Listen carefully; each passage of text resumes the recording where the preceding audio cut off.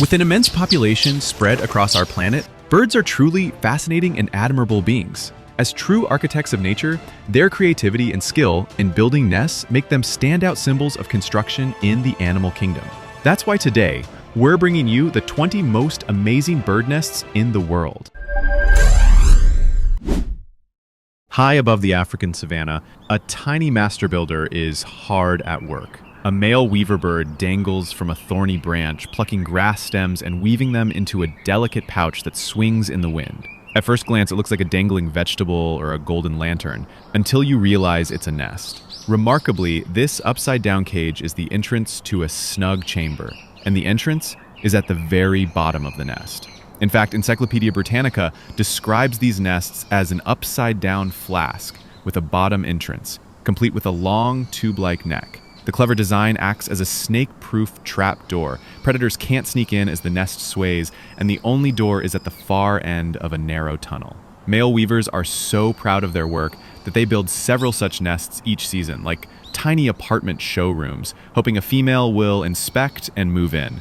If she's unimpressed, the unwatched nest stays empty and the male tears it apart to start fresh. In southern Africa, the sociable weaver builds spectacular communal nests that look like giant haystacks hanging in trees or on poles. Imagine a bird apartment building. Hundreds of birds contribute grass and straw to a single structure. One nest can house around 300 weavers, with dozens of separate chambers and shared tunnels. The whole city of nest is so massive, often over 1,000 kilograms of plant material, that trees groan under the weight.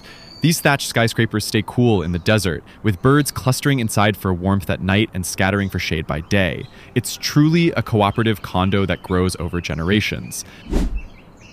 The Rufous hornero of South America doesn't weave or stitch at all, but bakes a nest instead. Its name even means oven maker. These birds mix mud, clay, straw, and manure into a doughy paste and plaster it onto a branch or post. Layer by layer, they sculpt a round, domed hut that hardens like brick under the sun. The finished nest is a mini earth oven, thick and curved, with a single side door leading to a cozy egg chamber inside. On rainy or windy nights, it's bulletproof. And even unused old hornero nests can last for years, turned into little terracotta castles hanging in trees. By day, the red-brown roof may look like an art project or birdhouse on a pole. By night, it's a toasty bedroom. In fact, the hornero and its mate bond for life and keep working on that mud pot year-round. Some nests are so sturdy that other species, like finches and bats, take them over when the horneros move out. The hornero even angles its doorway away from prevailing winds and toward the morning sun, nature's HVAC, to keep the nest just right. Meet the black-necked grebe of North America and Eurasia. This little water bird spends its life on lakes and marshes, but it doesn't nest in reeds or trees. Instead, grebes construct a floating nest anchored to submerged plants in shallow water. Faux parents gather reeds and soft water vegetation and weave a loose platform that floats like a tiny raft. Most of the cup-shaped nest sits just at water level or even a bit below it. When danger threatens, say a swooping hawk, the grebe can quickly push its nest underwater to hide. The eggs disappear beneath the surface like magic.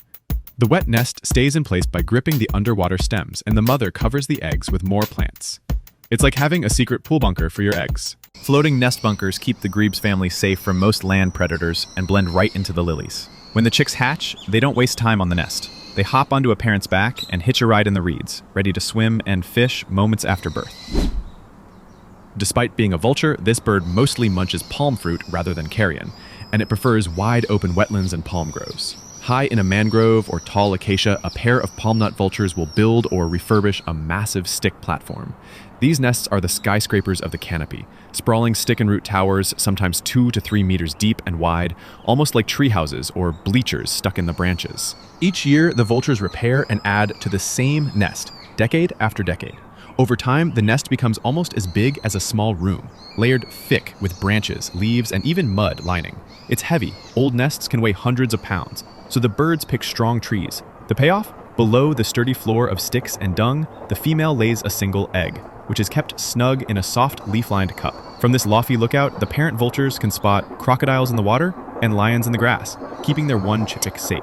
Even other birds benefit. Sparrow-like nestlings and doves often take up residence on the edges of these giant nests, drawn by the warmth and shelter. True to its name, this tiny green bird actually stitches living leaves together. A female tailor bird will carefully bend a wide fresh leaf like a fabric and punch a row of tiny holes along the edges using her slender bill.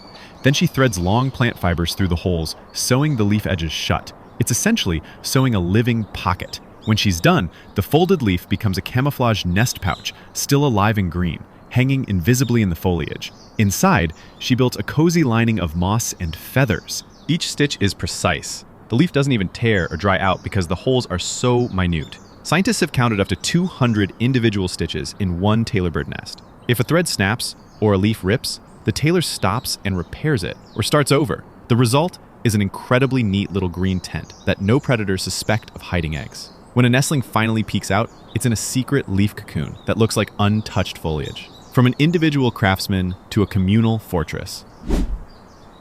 These unassuming sparrow-sized birds prove that strength is in numbers. Picture a huge thatched haystack, suspended in a tree or on a pole. That's the sociable weaver's nest. Up to 300 birds can live in one apartment building of a nest. Each pair of weavers has its own private bedroom chamber, but all are connected under one big roof. The birds add grass and twigs to the structure year-round, so the nest keeps growing like a thatched roof house. The nest rarely collapses because the weavers continuously repair it. It's cooperation turned architecture. One ornithologist calls it a flying apartment complex. Imagine hundreds of birds chirping inside. It's a buzzing, self-contained city of straw. Incredibly, these nests have been used by generations. New weavers inherit and extend the same homes, some active for over a century.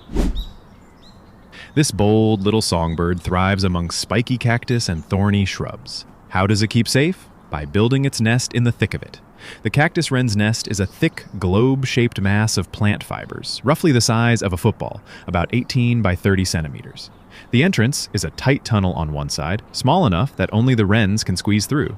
The wren often even leaves a tiny perch of sticks outside the hole because it's so narrow that a bird flying can't simply enter. In other words, the nest entrance is like a one-bird turnstile. They tuck these football nests up in a tangle of cholla cactus or thorny shrubs so any predator, like a snake or fox, has to charge through a porcupine-like trap before getting to the eggs.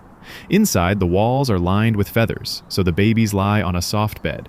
And the cactus wren is a real home builder. Each pair can build several nests and use them for years, night after night, even when they aren't raising chicks. If an intruder does get too curious, these wrens will mob it fiercely, even impaling squirrels on thorns in defense. Deep in the jungles of Australia and New Guinea lives the bowerbird, a true artist of the avian world. Male bowerbirds don't build nests for eggs. They build elaborate bowers to impress females. Imagine a dazzling outdoor gallery or love pad deck. The male gathers sticks to form a tunnel or pedestal, then decorates it obsessively. He'll arrange brightly colored objects, blue feathers, shiny stones, seashells, fruit, even bits of plastic, in patterns around his structure. Some satin bowerbirds painstakingly place each item by color, creating a rainbow display. When a female approaches, the male dances inside this stage, singing or clicking, hoping she's dazzled by his interior design. If she doesn't like his taste, she simply flies away, and he has to start over. Bowers are truly art projects. Better craftsmanship and decoration directly translate to more chicks for that male. Interestingly, some species even use perspective tricks, smaller items in back, larger in front, to make the display look more impressive. A male's pride in his bower is real. They spend weeks or months perfecting it. These structures can last for years. Some satin bowerbird bowers are reused and re-landscaped for decades. In a way, the bower is the male's bachelor pad, the gaudiest nest you'll ever see, purely built from love and clever decoration. This bird has one of the most unusual homes on the list. It's made almost entirely of saliva. Swiftlets roost on high cave walls and use their own sticky spit as building material. Sitting feet down, a swiftlet will continuously secrete saliva and apply it to the rock face, layer by sticky layer, for days. Over time, the saliva dries into a sturdy whitish cup. Yes, the nest is literally hardened bird spit. It takes a couple of weeks of constant effort to build up a nest strong enough to hold eggs. These incredible nests are a true testament to their intelligence and adaptability.